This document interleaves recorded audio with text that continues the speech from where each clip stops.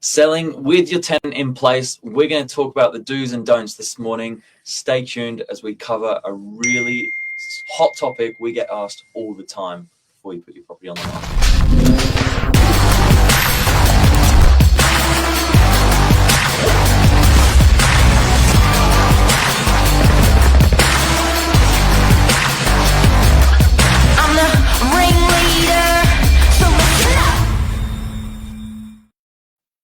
Good morning. Good morning, Billy Drury. How are you? I'm feeling good. How are you? Awesome. I can't Yeah, believe this how many is. times we get asked this conversation, hey, like this question. Oh, we have this conversation a lot. We really do. You know, where people are saying, so I've got the tenant in there. Is that going to affect the sales price? And how do I sell my property with a tenant in the property?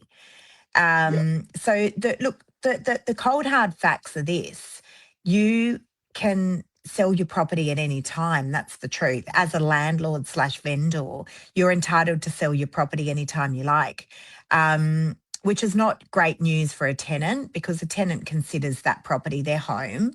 And I'm often saying to my clients, look, there's nothing in it for the tenant. Let's see what we can do just to make the whole process a little bit easier for the tenant. And, in terms of presentation as well, I think that's a big one, Billy, which I really, really want to cover off. Because people are genuinely worried that maybe the property's not presenting in tip-top shape when there is a tenant in there. And it's tricky because you can't actually tell people how to live just for the purposes of selling a property. So there's certain things that we do. What do you know about this topic? Yeah, I experience this like day in, day out, and making the phone call to a tenant, letting them know their property's coming on the market is one of my least favorite parts of the job. It's such a rattling phone call for so many people, and people, they don't go through this very often. So they initially think, well, do I have to move out straight away?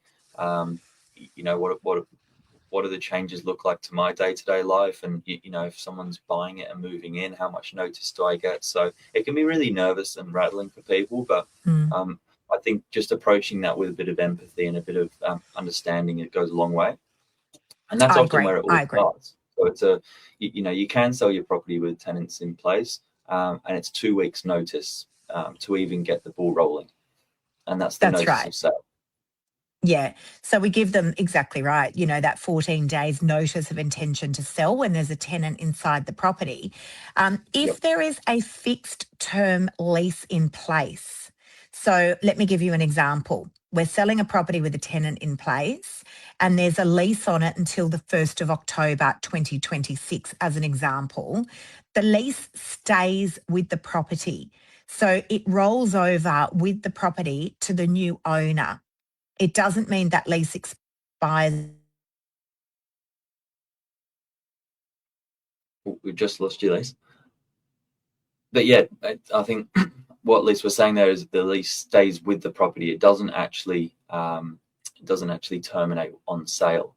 So there are different, very different regulations and notice periods, depending on whether the lease is in a fixed term period, meaning